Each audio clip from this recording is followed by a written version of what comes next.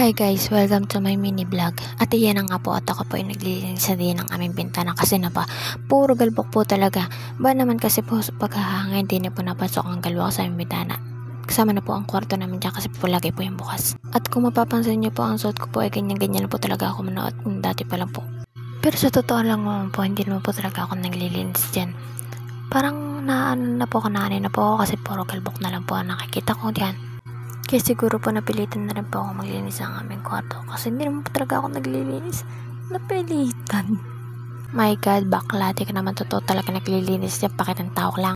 Fast forward po at yun nga po, naliko na po ako dyan at napagtripan ko naman po ang aking kapatid na siya naman po may make-upan ko.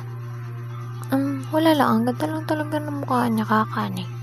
Pero yung mga time na yun, hindi ko alam talaga ako nagkagawin ko sa mukha niya kasi naman pakaganda naman talaga ng kilay. Baka mamaya maging uling na talaga, hindi naman malaman ko ano, ang kapal-kapal talaga. Pagpasensyahan nyo na nga po pala ang aking voice over kasi hindi naman po talaga ako marunong eh. Nalaki ang mata. At fast forward po pala, kinabukasan ako naman po nag-case ang aking sarili. Tignan naman po, akala mo talaga napakagaling mag-makeup eh. Totoo po niyan, hindi naman po talaga ako marunong mag-makeup eh.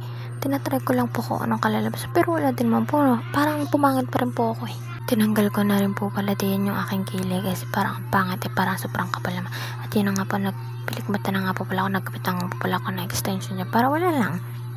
Diyos kong pagmumukha to, kailangan na yata dito sa mento. At yun lang po pala ang aking video ngayon. Maraming salamat po sa panonood. Goodbye!